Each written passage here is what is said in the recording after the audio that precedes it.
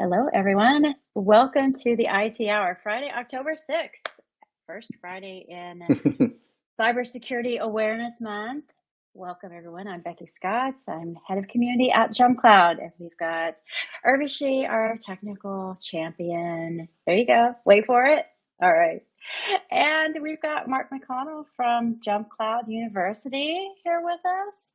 Got some great stuff to talk about. And Ricky, it's been a while, but welcome back. Happy Friday, everybody. Yeah, thanks for joining us. We've got a lot of fun things to talk about today, but before we jump into those, how's your week been, everyone? How's it going? I mean, it was a short week for me because I had Monday off. India has a lot of holidays this time of year. And I'm in Boston. You can't really see much here, but I'm at a conference in Boston, so it's been lovely. And don't be surprised if you hear loud sirens in the background because Boston. It's been loud here, but it's beautiful weather. It's like gorgeous weather. It's a little overcast today, but it's just been lovely and getting to see the sights a little bit. So, any fun plans for the weekend? Y'all can answer too, by the way, Ricky and Mark. It's not just I'm just kidding. Well, for everyone. I was going to say I had a short week too, so I took Tuesday off and I took my 13-year-old daughter to a Foo Fighters concert in Phoenix. So that was a lot of fun. Mark, were there No any Foo plans for the Fighters weekend. pinballs? Foo Fighters just released a pinball machine, and they're displaying them all at their concerts everywhere. Didn't see that. No, a lot of merchandise, but not not a $7,000 pinball to take home. No, unfortunately not. No. Nothing super crazy over here. I took up running for my wedding about 5 years ago, so we're doing a little 10K race that's local over here on Sunday. My wife and my baby and I. So I'm not sure who's pushing the stroller, but that's kind of the highlight of the weekend, and might get into some craft brews. We'll find out. Nice. Well, this is my last night, so I'll probably go. I don't know. I was in the North End last night, so I'll go wandering around somewhere fun. It's one of my favorite cities, so there's definitely lots to do. I went to Neptune Oyster a couple of nights ago, and it's an amazing seafood restaurant. So highly recommend. Had like the best scallops I've probably ever had. So good. So definitely worth it. And I almost went to Mike's Pastry, which is a very well-known place where you can get cannolis and stuff. And yeah, I didn't. Cannolis, I was nice. so full. I didn't walk up there. It was just like another couple blocks up on the way to Paul. Well, then you Revere's have to go house. today. Yeah. I probably should before I leave, because there are like these little spots that you almost always have to go, like Faneuil Hall and Mike's Pastry and stuff like that. So awesome. I heard the most Boston accent when I was there. Like it was so close to like, I'm walking over here. Like it was so Boston. Yeah. Out of my way. Boston, it was almost New York. And I think Mike's only accepts cash, right? They don't accept credit. Yeah. Yeah, they do. So if you go, So make sure you take cash. I was forewarned the first time I went. I was taken by a friend, so they have warned me. And the last time I went, I lucked out that it was only about half full, which is like an anomaly. And so I got in there and got in line, and it was just kind of, I turn around and the line's out the door. I'm like, whoa, I really lucked out here and got here just at the right moment. So be forewarned that there's almost always a line at Mike's, but it's worth the wait because it's really good. All right, with that, the usual way we do things. We're going to talk about community, and usually we have product news, but I don't think we have anything today besides what Mark is going to talk about in JumpCloud University. And then Ricky's going to talk a little bit about what he's doing. So Ricky is part of our I Make Work Happen campaign. He's participating in that. And so he's going to talk a little bit about, how he makes work happen. And so we're going to share a little bit about what he's been working on, because it's been a little while since he has been on the show. So to begin, today's actually the first day of the first IT hour in October, and it is, of course, Cybersecurity Awareness Month. So we're going to share the CISA's 4 steps in cybersecurity. So we'll drop that in the chat. And we do have a new I Make Work Happen winner this week, Isaac Mogg, an IT administrator at Connect. So Isaac, congratulations. I believe he won a cool $100 gift card. You know, I'm still sad that I'm not eligible, you know, for that $100, but congratulations, Isaac, on that. And still time to make a card and enter to win a prize this month. So get your stuff in. Community update is next. And we've got the Jump Shot MSP and regular product edition. David has posted those in the community. So those are just roundups of what's going on around JumpCloud, updates in the different areas and products, what we've got going on. So DT Battaglia has a question about how JumpCloud works with others, such as Ubiquity Identity, UID. So if you are able to answer that, please go check that out. And then Hendrian has a question about adding extension Firefox on Windows and Mac OS. Again, if you have those answers, go check them out and please add your 2 cents or 5 or 10 cents. And Urvashi, thank you for adding the I Make Work Happen link. And with that, we are actually going to go ahead and hand it over to Mark because y'all have asked for a while, when are we going to have advanced certification? Yes. Guess what? Mark's here to share it. It's here. It's finally here. Let me share my. Well, guys, thank you so much, Becky, for inviting us. My name is Mark McConnell. I am a member of the JumpCloud customer education team. I'm actually a content course curriculum designer. I've been with JumpCloud for 2.5 years now. And we are so excited that we have finally launched the advanced certification. It launched last Wednesday. And we'll get into some of the ramifications of how the new certification strategy is actually going to work. So you might be asking yourself, why should I get advanced certified, right? So here are a few reasons you might want to do that to handle more complex implementations, deployments requiring both advanced troubleshooting skill set, and a greater depth of knowledge within the JumpCloud platform. If you need to implement MDM for Apple devices, including iOS and iPad, this is an excellent curriculum to run through. There's some great courses in the curriculum. We'll talk about those in a little minute.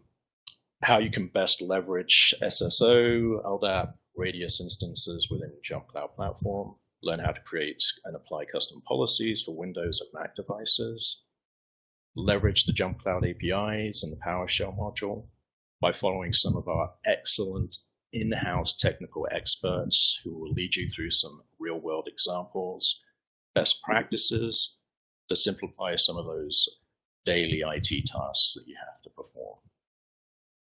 We will also be able to utilize tools within JumpCloud platform to better manage devices, providing a complete telemetry across your fleet of Mac, Windows, and Linux devices using system insights, event logging, compliance and auditing features using directory insights.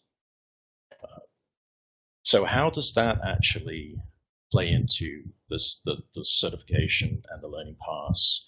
What we've designed is for our direct customers. We have the core certification, as you know, that's currently in JumpCloud. There's 14 courses in that learning path. The advanced certification now has 13 courses.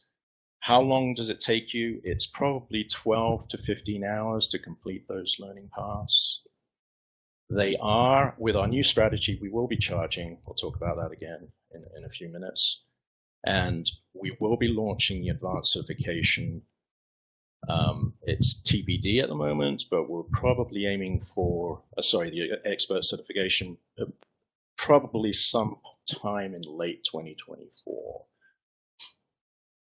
For our partners, we have both the certified sales professional course, learning path, and certification, as well as the core for partners. The core for partners and the sales professional certifications are at no cost; they're free, right? And I also want to stress that all of our educational content is at no cost, right? We're only charging for the assessment itself with this new strategy. The core for partners actually includes some partner-specific questions. There are 14 courses, just as you see in the core for direct as well. So with our new strategy for certifications, what we plan to do is expire them. We're still talking about and discussing internally what that renewal process will look like. But as you can see on the digital badges, there'll be a year assigned to when you actually pass that certification. So what will the renewal fees, we're still talking about what that might look like, but with our new certification, with advanced certification, we are now charging for core as well for direct customers. Again, for partners, it will be free. The expert certification is still to be determined. Again, want to stress that all the learning paths, all the content within JCU remains free. It's just for the assessment that you're paying for. What our renewal strategy will look like, we're still talking about that internally and looking at market conditions as well. Whether it's a 1 or 2 year expiration, we're still discussing that, but please stay tuned for more information about that. So what's next? As I mentioned, the core and advanced certification is now accessible through JumpCloud University by going to university.jumpcloud.com. Our renewal certification courses strategy is obviously going to be TBD. And we're researching the possibility of including a accreditation company like Credly with our certifications. So folks can easily access the certifications through Credly and share them through social networking platforms. In 2024, we're looking at an implementation and troubleshooting certification for our partners. And our expert certifications, I mentioned, we are actually going to start some focus groups early next year to determine that strategy and the content around that. So I'm going to pause there, see if there are any questions. At any point, you can reach out to university@jumpcloud.com, or you can email me directly, mark.mcconnell@jumpcloud.com. Yeah, there were a few questions that came up, Mark. So Stephen was saying, I see 2 options, $199 and $99. What's the difference in price? Yes, so the core certification is $99 and the advanced certification is $199. All right, and another one was, is the certification updated to keep it current, for instance, to cover new features such as JumpCloud Go? If so, how would that affect anyone who has already completed it? Excellent question. So along with our strategy, we are looking to, we do currently actually update our assessments and our courses, right, in core, and we will do so for the advanced certification. But one of the advantages also of having a renewal process is we can have a renewal course, so it will bring you up to date, right, on what has actually changed in product. So if we're looking at a 1-year renewal process, we'll have content over the past year, right, that has changed within products. So we can bring you up to speed. There'll be potentially a short assessment to get recertified. But yes, we absolutely do look at all of our new releases, whether they're minor or major, and update our courses and our content and our assessments. Yes. So if these expire in a year, is there going to be any difference in cost from the first certification of 99 versus a renewal? So we are still looking at that strategy, Becky. So our thought is there may be a small nominal fee just to take, get recertified, so a renewal course, but that is still to be determined. Okay, and Stephen's saying though that he saw both options in advanced certification exam price page. Might want to mention that includes core as well. It does, yeah. The certification page should actually have the core and advanced certifications with the respective fees for each. Okay, we may have to take a quick look at that because I think it's more than one person has seen that, and it sounds like it might be a little confusing. One more question from Isaac. Hey, Isaac, our winner is on here. If you pass the core certification before the expiration date came out, then does that expire? So what's going to happen to the people that have already taken their certification pre-expiration date? Right. So we're only looking actually at folks that have passed it this year in 2023, right? So our recommendation is for any folks that passed it prior to 2023 that they should retake the assessment just to get up to speed with what has actually changed in product. Okay, so it doesn't really expire, but there's probably some new knowledge in there that they should get up to speed on. Yeah, and I think we'll have some clearer guidance around the expiration and renewal within the next couple of months, so we can definitely share that out. Maybe we can come back to the IT hour and provide you guys with an update. Nathan wants to just be kind of legacy. Yes. No, I don't. I absolutely see why, Nathan. But you can see that so much changes within product. We roll out new features, new functionality. The UI changes. It is kind of advantageous to you as well to keep up on top of your skill set. We need a legacy badge. That'd be kind of cool. Yes. OG JumpCloud in. Well, I think like on the community, our core badge is probably going to be kind of legacy. I don't think that one would change. But we'd have to figure out how to do that differently for going forward. I see Keith's message there that expiring after a year is a bit quick, and yes, this is great feedback, and we do want to hear from you guys. So please send us feedback on our university@jumpcloud.com email. This is excellent feedback. I will definitely share this with the team as well. Yeah, I mean, I think the only one that I can think of that I've had that maybe expired after a year was maybe Safe Agile. I think that expired after a year, maybe two max. Yeah. So, but that's really good feedback. So please keep it coming. Yes. Like the university@jumpcloud.com email. Please send more feedback. I know Mark will be taking this back to the team, but after the fact, if you think of more, please do that. There was Jonathan is saying, I'll pop this up here too, because he's saying if you make it 1 year, then the features and functions need to be different enough to justify that. So you're right. If it's enough new releases, I guess, like if we had some major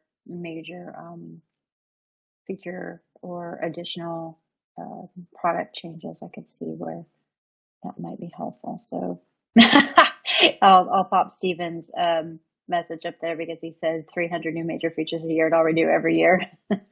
So, duly noted, Stephen. Yes. So thank you for that. Absolutely. Yeah. There you go. Keith is saying ISC2 is 3 years, but you need continuing education to renew it for another 3. So reassign coursework to everyone. So, well, the good thing is, that the coursework is free. It's only the certification that you have to pay for. but there does need to be enough change to justify that, is what we're hearing from everyone. So more of absolutely agree. Yes.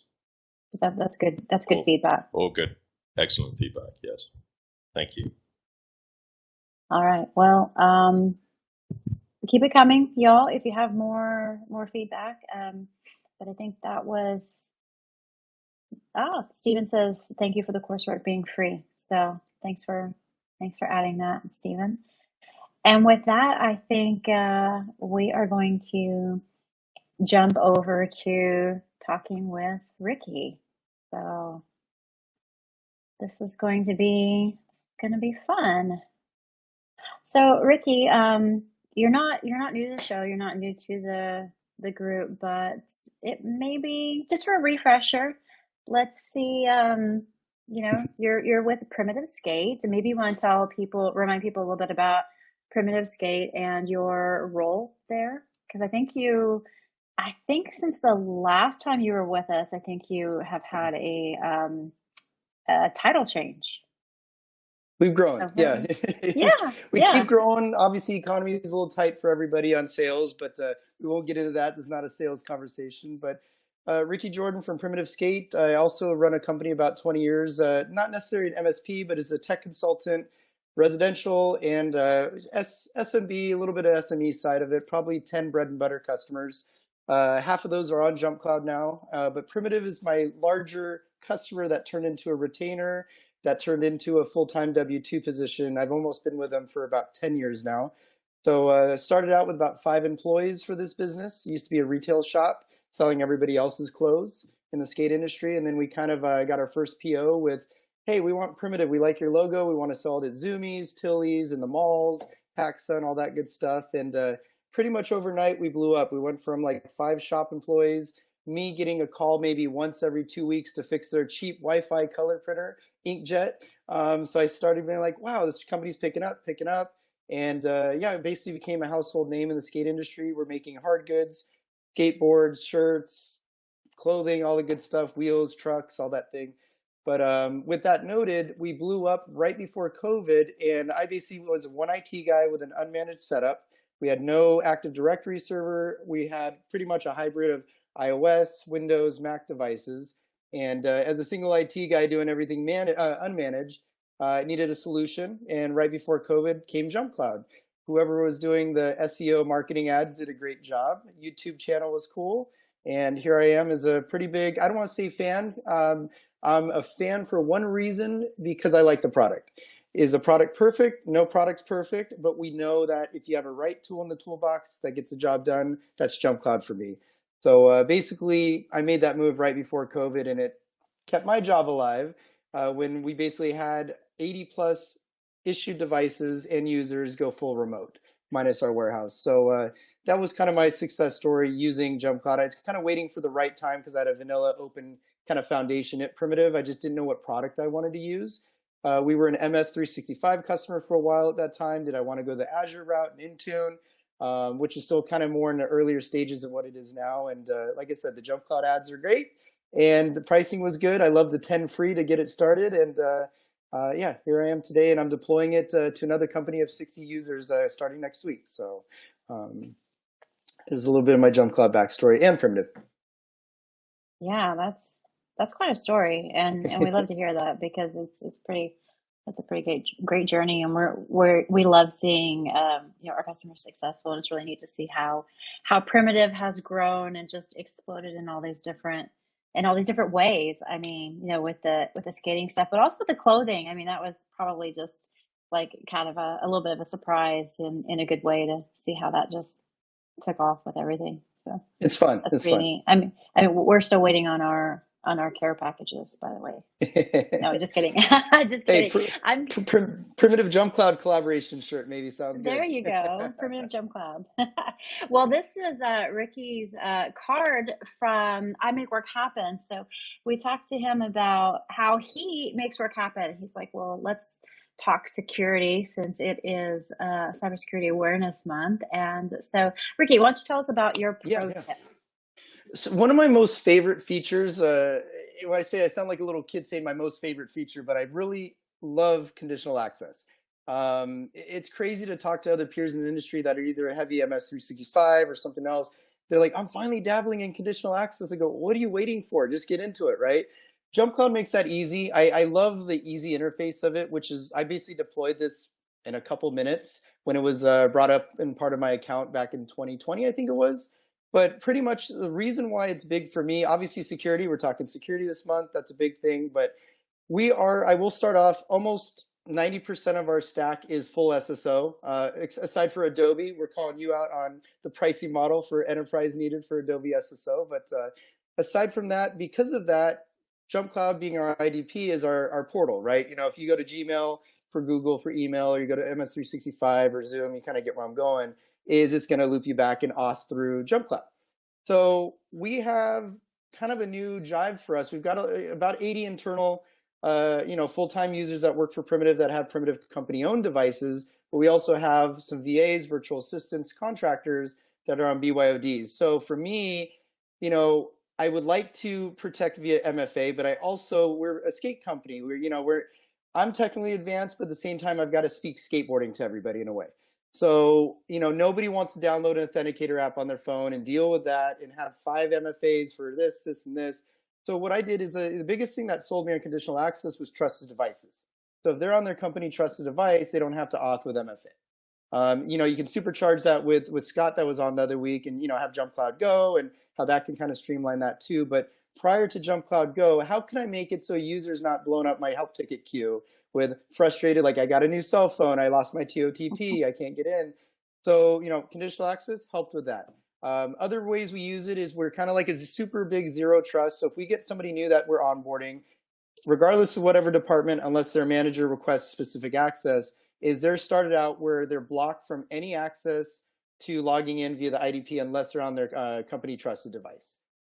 So that helps with, we have when I say strict complexity for our passwords, it's like, a 14 character, which might be excessive to some people, require certain characters. We have a 120-day expiration period for it. But aside from that, people still can get hacked today, right? They might share their password with somebody, something else. So why not block it if they're not on their actual machine? So that's kind of how we start off with conditional access. You can obviously supercharge that. We have people in Egypt, we have people in India and stuff that work for us as a contractor. So I have kind of location-based user groups for conditional access. Primitive, we're US-based out of Los Angeles. Majority of our crew is in USA. So I do pretty much limit everybody to US access only. So I'm trying to lock down wherever I can so I can fall asleep at night and not have nightmares totally of our stack, waking up in a mess and I probably don't have a job the next day, one of those things. But that's my little push behind conditional access. Yeah, we definitely like our IT admins to wake up and still have jobs. Yes. So definitely. Well, that's a really great story about how you all are using that. It's really interesting to see how you're limiting the geos just to where your people are located and keeping them to their work devices, especially as they just start with the company. And so that way, you're like, look, they don't even know everything yet. And so they don't need all of that extra access until they kind of get acclimated and know where they should and shouldn't be going and what they should be doing and things like that. Because I think that's one of the biggest risks is right when someone first starts, like they don't know all the ins and outs of all the different systems. So therefore you really have to kind of keep them really focused as to where they're supposed to be. Correct. Yeah. It's helpful too. I think the one pain point I will say, and I know Scott and crew are working on it, is the other week when I saw the chat blew up, like we want mobile trusted devices, for BYOD or company managed device type of thing for iOS and Android. I know that's down the pipeline, so that's kind of my missing piece of the puzzle a little bit. Is I can't wait to the day it's like, hey, go to your JumpCloud portal, enroll your iOS device through that with your managed Apple ID or however that ends up going, and now you don't have to worry about having JumpCloud push on your phone to every time you want to log into something on a personal device or whatever. But ecosystem's there. It's super close, and I got to just lock it down whichever way is possible. But my favorite time is fall when everybody gets a new iPhone, and I get a help ticket crew or help ticket queue is full of I got a new iOS or iPhone 15. I can't log in with the MFA. Can you reset my protect and everything? So it's cool. It keeps me employed that way too, though. So that's one good way to look at it. But let's talk about that a little bit about implementing MFA, because Mm-hmm. this is one of the topics we had queued up about. Could be most of your users' first time using MFA. So how do you deal with that? Because you've got a lot of non-tech users. They're brand new to all of this, so it can be a learning curve when they just don't want to deal with that. They just want to go do their work, So I just I don't want to mess with that, man. I just want to go do my thing and Yes. go do my work. So it started off with a quick audit of how many people are accessing off of a company, on a personal device. Sales departments probably on their personal phone for email. So we're a Slack-based company, so that's Slacker teams, right? So Slack, Google Workspace, that's kind of our email stack and our communication. We use Ignite for our cloud drive, which I definitely want to lock down. So some people do use that on mobile devices. So what I ended up doing for MFA was, okay, first of all, audit how many people are not on a trusted device. Because where I'm going for this is, do we need MFA if everybody's on a trusted device? Technically, you still want them to enroll if they're going to go on a non-trusted device. So I was like, how am I going to present this to a skateboard company that like you'd mentioned, some of our employees have never had a company issued laptop before. Their personal setup probably doesn't have MFA turned on, or might have a 2FA where it's texting them. So that's their vision of MFA. So when I had launched it, Protect, I believe, was being talked about, but it wasn't live yet. So I was like, well, do I want people to have authenticators on their phones? What can I do?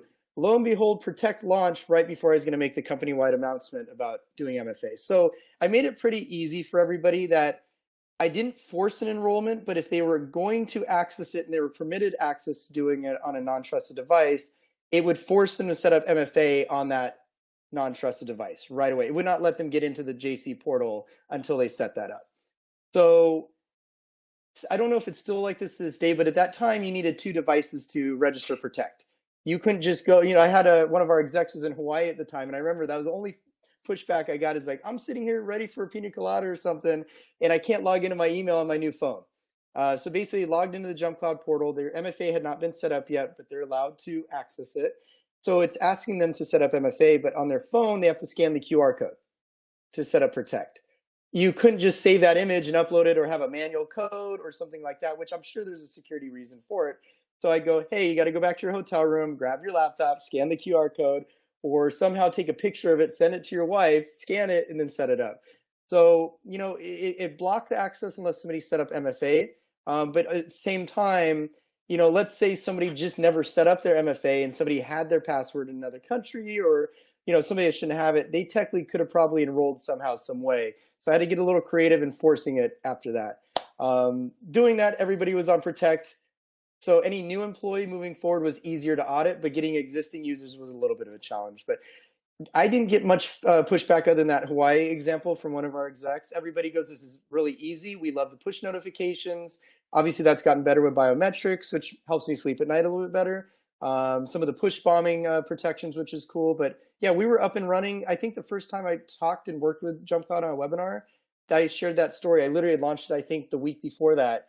And my whole selling point was the fact that I wasn't getting bothered by help tickets when I was doing the webinar with it. So, and we actually pushed our first password reset for the company, which I know a lot of people frown upon, but I was just trying to figure out what the right variables were to secure us. So, fun times. We did MFA and password complexity and password reset rotation in the same week. So, that's ambition. Urvashi, I like the checking email in Hawaii should be illegal. I agree with that one. I mean, enjoy your vacations, but I guess you don't get to the exec level without checking your email all the time everywhere. So what do I know? My execs, Jonathan, yeah, my execs keep me busy. Yeah, that's true. Yeah, I know the feeling. Jonathan says you can't check email if you have 2 drinks. Two-fisted. True. I mean, then you're too busy for that, or too out of commission. We won't talk about that side on this. No, I'm just kidding. yeah. That's for the after hours IT hour. So after IT. Yeah, after IT hour. So let's talk a little bit about what do you do for asset management? Because it sounds like you've got quite a few employees, and a lot of different devices. So, Hmm. what do you do? What do you do to track everything? So I'm not a one-man show anymore. I brought Jeff Stewart on board, which is my co-admin. I've worked with him almost 20 years. So he does some subcontracting for me on my MSP contractor side. So I kind of was picking his brain when I brought him on board about 3 years ago. And I go, Jeff, what do you guys, he works for a large charter school. So he manages about 10 crew underneath him, or beside him, I should say. And how do you keep track of, I don't know, 4,500 laptops or Chromebooks and all that good stuff? How do you make the finance department happy, right? They want depreciated value, they want all that stuff. So he linked me over to Asset Tiger. That's what we use. It's actually pretty economical, and if you do need to get, stickers or physical tags, you pretty much save money if you buy tags every year. Which I think we have like a $300 or $400 spend every year on tags. We probably buy them, but we don't use them because it's cheaper than buying, the software subscription outright. But we do physically use the tags. We just don't have 400 500 devices coming on board every year or whatever. But so we are on Asset Tiger. I love it because you got the check-in check-out system. I'm strict on notes. You got events for who, the whole history on the device. If you have repair notes, spec notes, depreciation for finance, multi-user, does login with Google, which works good for us because it's technically not full SSO, but at least you can link it to sign in with Google, links back to the IDP of JumpCloud. But that's what we do for that. Everything is in there. I spent a good amount of time bringing it over. My original process, which some people might kind of laugh at on it, was I had a process, which is number one. Glad I had a process. I kept track of everything in our 1Password company account for our admin department. That was my original way of keeping track of everything, including receipts, B&H, Apple Business, all that type of stuff. So I was able to migrate it. It wasn't the easiest thing, so it took some time, but I was able to bring it over. Now, the one thing that's probably lacking, maybe some type of API to work with JumpCloud or JumpCloud asset management would be great because everything's kind of pre-populated there. But yeah, that's our take on asset management. Yeah. What do you do? What do you do if you lose a? What do you do when you lose a device? Or do you have much of that that actually problem? happened last weekend. I've had this happen a little bit. So some of our staff, we got a pro skateboarding team of, I think we got 10 heavy hitters right now on the team. And then we have our skate manager, a couple videographers, photographers. So we got probably a good 15, 20 of them are out. Not all skaters have assigned computers, but they'll probably have an iPad or a company phone or something like that. Our video guys have pretty supercharged MacBook Pros. You're looking at $7,000-8,000 plus build outs, right? You got 4 TB, whatever. You get where I'm going with that. So, we're talking about the after parties. Yeah, I know this is a professional cast, but there was a nice after party for one of our movie launches, and I get a call at 3 a.m. This was on New York time, by the way. I was 3 o'clock LA time in the morning, so it must have been a great after party. I think I left my laptop in the taxi or Uber. I go, okay, no problem. He ended up getting it back. But so easy thing, we are, I don't want to have any assumptions, but we use MDM for Windows, Android, iOS, and Mac. Everything's zero touch and rolled for our Macs. Everything's in Apple Business Manager. So there's a couple ways you can kind of go about that. I kind of a little bit better. We do use FileVault. We push FileVault on it. I used to be a firmware password guy prior to that for all of our MacBooks. But now that they're in Apple Business Manager, JumpCloud MDM, you can obviously lock the device. There's a couple things you can do. Erase the device, lock the device.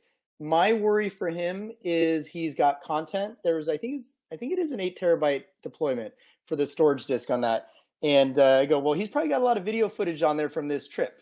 It was an after party ending the trip, but there was a lot of filming going on for 2 weeks around the U.S. And the video guy lost his laptop? Yes. So wiping it would be like a last resort, right? Exactly.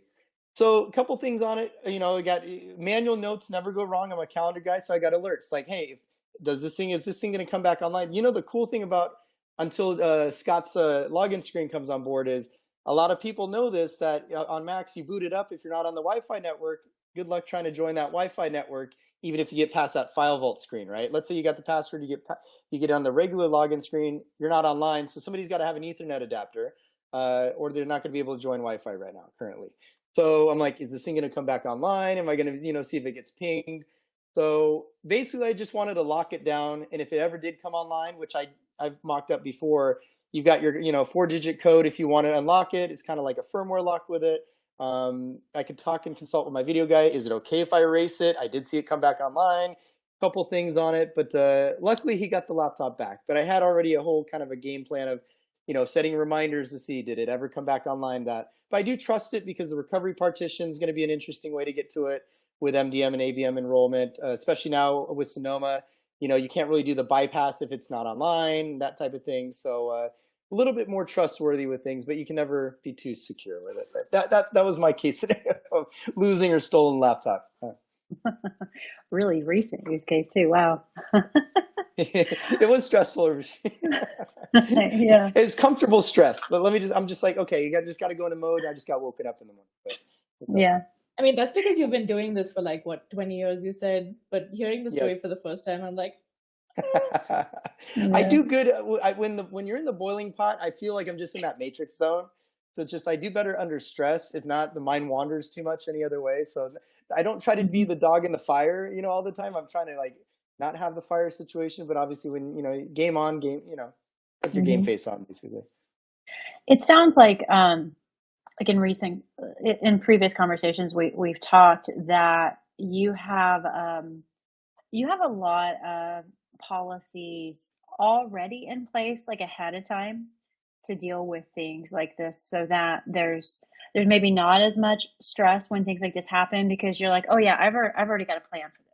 Yes. And I know that a lot of people don't necessarily have that. So this wasn't on our list of questions, but since we're talking about this, I want to kind of dig into it a little bit more, because how do you approach that? Because I think we've had previous conversations on other IT hours about this, about having a plan, having policies in place, and then testing them. Yes. Can actually be really important, because you need to have your plan.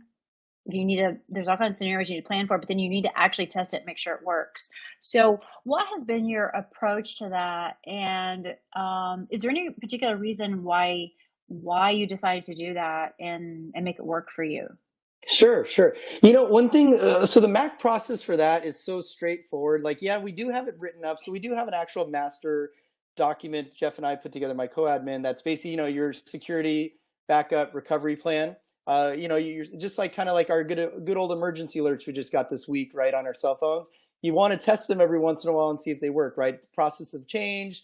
We're using different cloud provider for our data. JumpCloud, maybe the features have changed, or Apple changed the way MDM works, or Windows, that type of thing.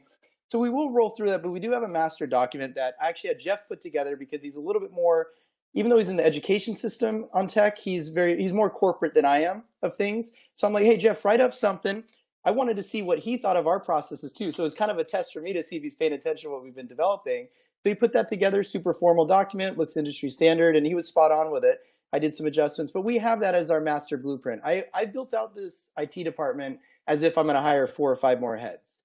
So even if it's just me, I still write SOPs. I still write things. I'm that nice guy that if I ever did, have to part with Primitive for some reason, here's the keys. Here's this. I don't like to play that hard struck game where, you got to chase after me or whatever. So I do have that plan, but on this laptop incident, or example, it's so easy where I just know that I need to log into JumpCloud, go ahead and perform the lock. The hardest part was taking note of the code you're going to use for the lock, right? What if you lose the code? But that was literally pretty much it. Kind of natural instinct came on because that process was so simple.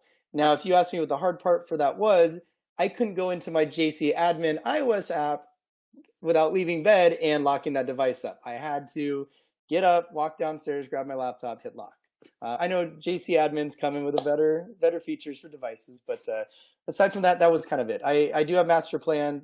Apple process is pretty easy. If this was a data recovery for like our cloud drive, we have certain backups I won't disclose here because it's kind of security, but we do use Ignite Snapshot and Recovery, which is amazing. If we have any Apple fans here that have used Snapshot, whether it's in Disk Utility, Carbon Clone, Time Machine, whatever you want to call everything, Snapshot's kind of the way, right, lately. So imagine that in a cloud drive, I could spin up a 20 terabyte mount pretty quickly. So if, we had ransomware or something else like that. So we've got plans for all these little sectors, even iOS devices and all that good stuff. So. Well, that kind of leads into another question about EDR. So let's talk about, I think you mentioned you have EDR with CrowdStrike. So, and they're a partner of ours. But let's talk a little bit about that, because I mean that plays well into like all these different scenarios and things. So do you want to talk a little bit about that? Yeah, I love it. So, I know we didn't get into BYODs, but the thing that kind of came up for that, our other provider we were moving away from, I'll mention, I was using Bitdefender and another remote desktop provider. And then JumpCloud Remote Assist came up, and I'm like, well, how can I save a little bit of money but supercharge something else? And that was going to be Bitdefender, nothing against it, but I was limited on what type of Bitdefender setup I could have, and it was mainly on Windows devices. So I wanted to protect our Mac devices, and I want to look at our mobile side of things. What can I do for preventative instead of after the fact maintenance or security? So EDR obviously is talk of the town, next gen antivirus, getting some Macs protected, BYOD devices are a big thing. Patch management, I'm going to sneak a little thing in for that. It's really nice because when we get somebody coming in on BYOD, they're required to be part of the MDM now. So I can see what operating system they have, the specs of their computer. We had somebody join recently that was on Windows 10, so they met the requirements, but they were on 15.3.11 or something. I think it was like 5 years old build. And I knew that instantly because they couldn't join the MDM. That feature was not in Windows 10 of it. So once they're on board with that, you still don't know what they're doing with their personal BYOD computer. What type of stuff do they download? What is their endpoint security? Do they even have that? Are they Microsoft Defender? So basically, when they enroll in our MDM, CrowdStrike sneaks in via command line to install and activate Mac or PC. So that helps me a little bit more at ease. And then I also supercharge that, keep using that word. I'm a car guy, by the way. JumpCloud Password Manager, added that on too. So do not store any passwords in your browser and that. So browser policies, I can go down the rabbit hole, but I know we're talking CrowdStrike, so forgive me. But the simple thing was I got CrowdStrike, installed it via command and activation, and it works. I love the dashboard, love the features. I haven't had any fires with it or any red flags lately at all, actually. So it's doing its job, but it seems like our systems are locked enough where I haven't had to get one of those scary pings like, or okay, I got to go into kind of security mode and deal with that user or the endpoint or something like that. So Very cool. Let's also jump into a little bit about mobile device management and password policies, and you can speak to either one of those you want to first, and then we'll go into the other one. So just speaking like MDM at all, just general? Yeah, sure. Okay. Yeah, because that was one of our topics, and if you want to talk a little bit about that. MDM, a lot of people might, when being an MSP and contractor on site, I get a lot of phone calls, whether it's Okta, Jamf, which I do dabble on. I am a Jamf supporter also. No hate, I love JumpCloud. I'll get pings all the time for, the number one thing is mainly they're an Apple computer company or they use Apple devices and they go, we've grown and it's all about onboarding. They want a good seamless onboarding experience. They're looking at the automation side of everything, but they're not looking at for the security side of it, right? One thing that stands out if your device is an Apple Business Manager, technically your device kind of has an activation lock. At least now with Sonoma, it's a little bit better with it where you can't bypass remote management, that type of thing. But it's nice because you kind of have that security with it a little bit, which is not 100% good. And then you still have to force people to go through your setup, first time setup with them all, with MDM remote management, JumpCloud sign in, and then you can marry policies, you can marry things. Our thing is we don't have any admin accounts other than the service accounts. So once they get in, you can have all the scripting to do everything you want to do, which is your automation. But in reality, for me, it's all the security side of it. It's just every laptop is not a clone, but it follows our process and setup where you don't have any worry like, manual checklist like, oh my gosh, did I install this? Did I turn this setup off? Did I push this policy manually or something with it? The MDM for me, great for automation, but my selling point to my customers is, what are you doing for security? And they're number one, well, we use a Mac, it's secure. I'm like, but all your users are admins. You don't have, or they might also have an unmanaged admin account on there that they use the same password on every computer, or it's different because they set them up manually in different times. So that's the strong points of MDM for me. PC pretty much follows that same thing. Obviously, it's a little bit different on enrollment and that type of thing. But yeah, MDM makes my life easy, but also gives you a little bit more security, like something in common on security. So commonly. Yeah.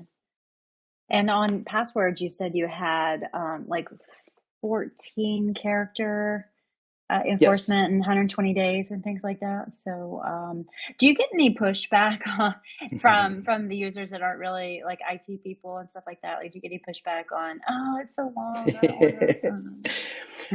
It's, you know, I didn't get much, I got pushback when we first did it 2 or 3 years ago.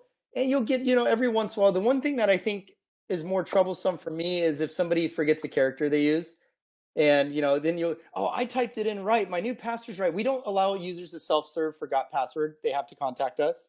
Slack does not sign out. So normally, like, somebody's not totally locked out of something. And if it is, I've had maybe 3 use case scenarios in the last 3 years where somebody's totally locked out and can't find somebody of primitive. They're like, I have nobody's phone number. What do I do? Like, that has happened because they can't self-serve. But I'd rather be more secure than less secure in that area.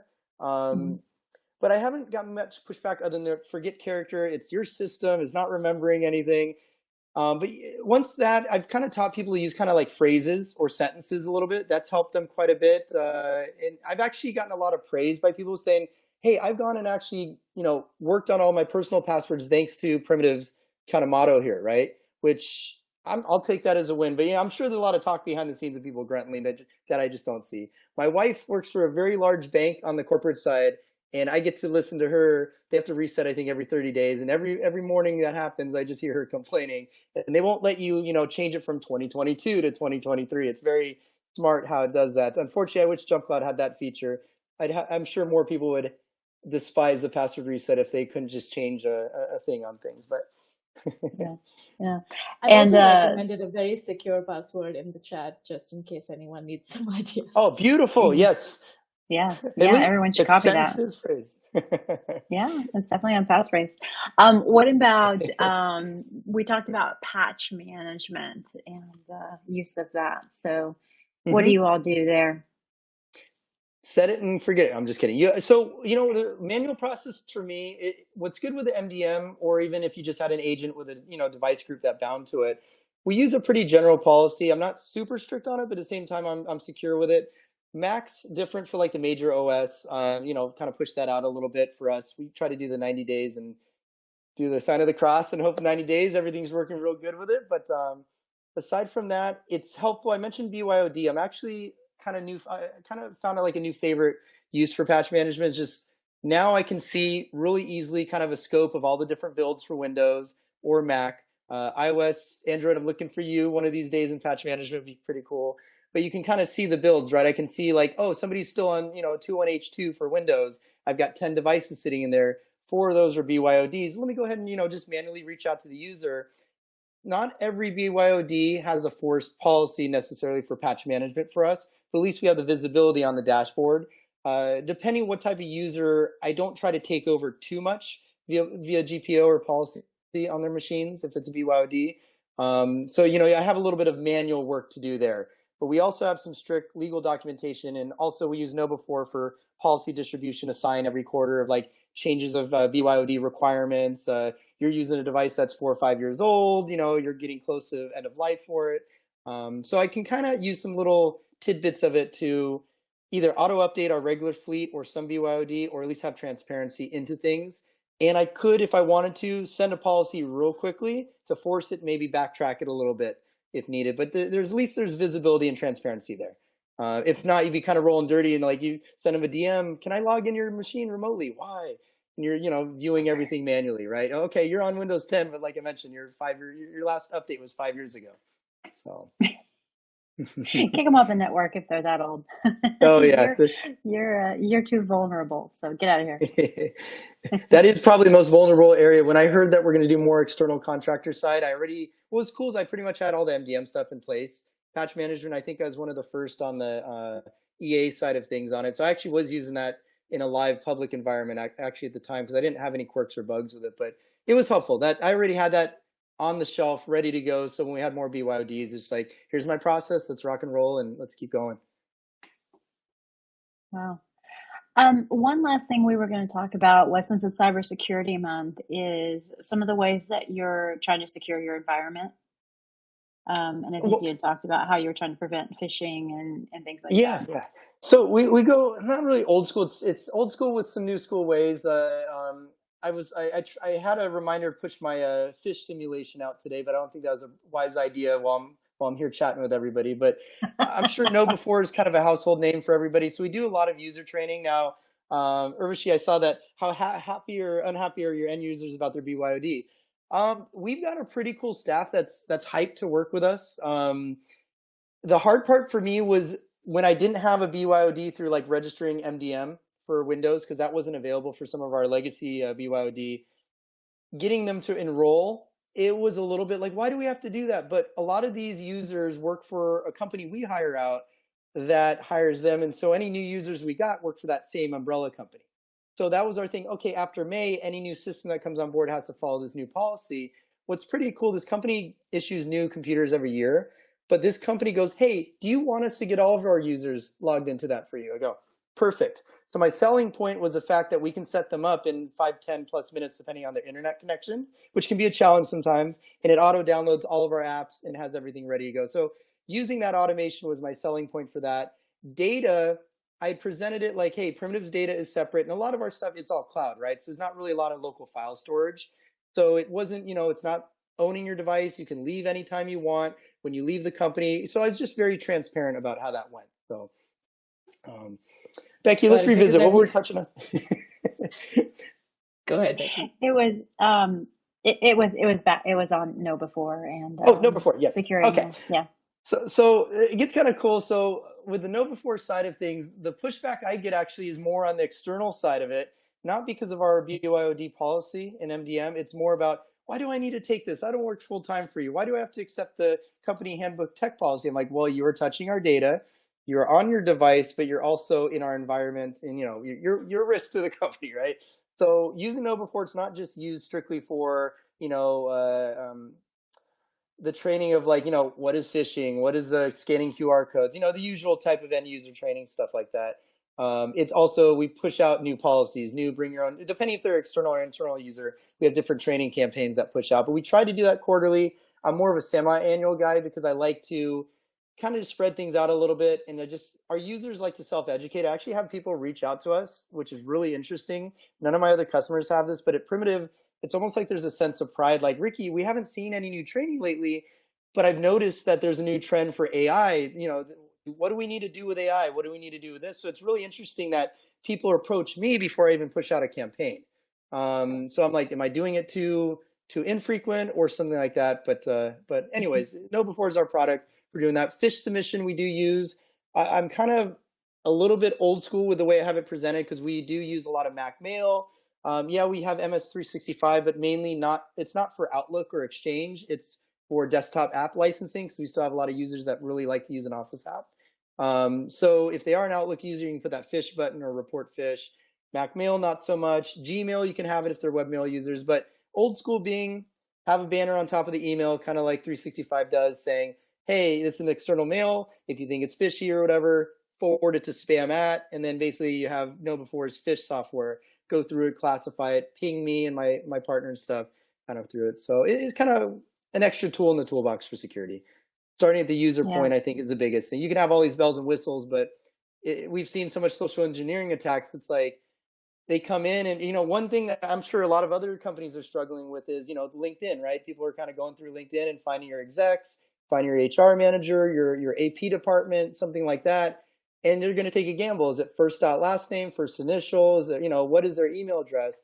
And they'll send that right out. And I'll get somebody for, HR comes at me because they've seen the training and they actually got that sense of pride. Ricky, somebody wants their direct deposit information changed. I'll go, okay, why don't you just go ahead and, it's so simple. It's like, okay, somebody wants something internally changed, ping them on Slack. I know you could check the email address or look for flags, but that's going to go through the spam and the fish filter. Why not ping so-and-so in Slack that they asked for a direct deposit?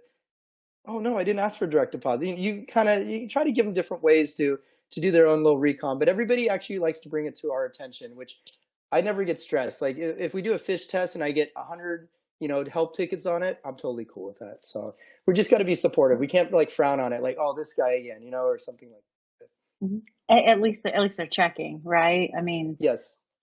So it's better than just running for it and just going with it. So that's good. That's good. Even if it creates a little bit more work, it's better than the work it would create if they did it incorrectly. Yes. So. Becky, one thing I was going to bring up if we got a few minutes is shadow IT. I know we didn't talk much about that, but I'd say that's probably the one thing that you're always chasing the tail on. So my tactic of that is giving, we have a pretty healthy tech budget. With current times, you got to keep it pretty strict and lean, but luckily, I report directly to the CFO. So, talking with the money guy on the finance side doesn't mean you got infinite spending, but he supports tech, which is really big and has allowed me to flourish in my department and provide these resources. But so with that note is, we moved over to Ignite for our cloud drive, turned off Google Drive, which is what everybody was kind of using, and everybody likes Sheets, they like Docs. But then we have some of our Microsoft users. So I try to give them a good cloud solution that still allows them to do that, but it's all under this protective, more enterprise grade type of cloud solution with more robust permissions for subfolders and all that. So I gave them a solution they love. But the problem there is, are they still going to use a WeTransfer link, that's sending licensed material or something else like that? I really, really educate as much as possible. I do have a shadow IT thing they sign every campaign for KnowBe4. Does that mean that's going to cancel out them from uploading a file to a free website? No, but I can also see audits of frequent users that use shared links with Ignite, and I'll just do a little old school due diligence, follow up with their manager, like, how's Ignite working for, sharing external files? Oh, did you know we have watermarking? You can watermark that PDF catalog that goes out. Making that look more shinier than going to WeTransfer and making it easy to use so they're not like, oh yeah, we know Ignite's great, but I could just go to WeTransfer and upload it real quick, and I can go get my my lunch from my friend real quickly or something like that. So I'm just trying to give them these really good tools with Shadow IT, but it's tough. I guess if they download an app, they can't because they're a standard user, but at the same time, you're not 100% protected. So that was just something I wanted to touch on. Was Shadow IT's always a fun one. Yeah, it's kind of like playing a game of whack-a-mole, right? Yes. You're always trying to get rid of those little bits. In Asia, everybody's favorite shortcut is WhatsApp. They will when they get hold of your WhatsApp number, suddenly WhatsApp is in your Slack and you can't turn it off. Yes. I get asked every once in a while because we'll obviously we have some like production and manufacturing around the world and stuff, but some in China. So obviously you have certain apps that only China uses, and so sometimes I'll make an exception here and there for things. But majority of things is like, hey, I get that you really like this app from another company. I might even listen to somebody and be like, maybe I'm not the right one. Maybe I didn't have the right solution for the company.